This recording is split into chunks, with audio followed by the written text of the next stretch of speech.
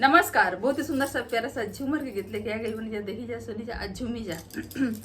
ए जी पायल के बोलिया सहाता नाई के, ए जी पायल के रुनु झुन सहाता नाई के, सैया गइले परदेसवा रहबा कइसे, सैया गइले परदेसवा रहबा कइसे, ससुर जी के बोलिया तो हम सहले बोजी, ससुर जी के बोलिया तो हम सहले बोजी, ए जी सासू के बोलिया सोहात नाई के, ए जी सासू के बोलिया सोहात नाई के, सैया गइले परदेसवा रहब कइसे, सैया गइले परदेसवा रहब कइसे, ए जी चूड़ी के खाना खन साहब कइसे, ए जी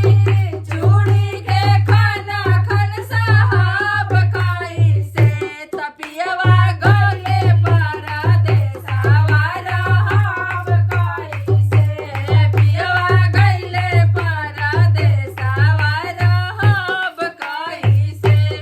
भसुर जी के बोलिया तो हम सहले बोजी, भसुर जी के बोलिया तो हम सहले बोजी, ए जी गोतिन के बोलिया सोहात नाई के, ए जी गोतिन के बोलिया सोहात नाई के, तपियवा गइले परदेसवा रहब कइसे,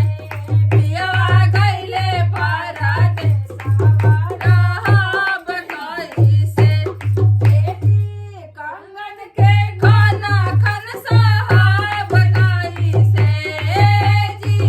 कंगन के खाना खन साहब कइसे,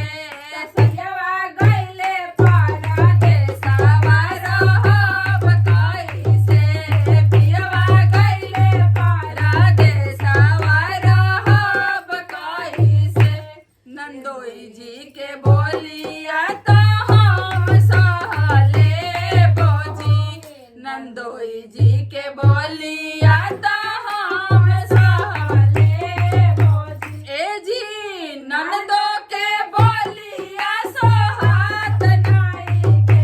ए जी नंदो के बोलिया सोहात नाई के,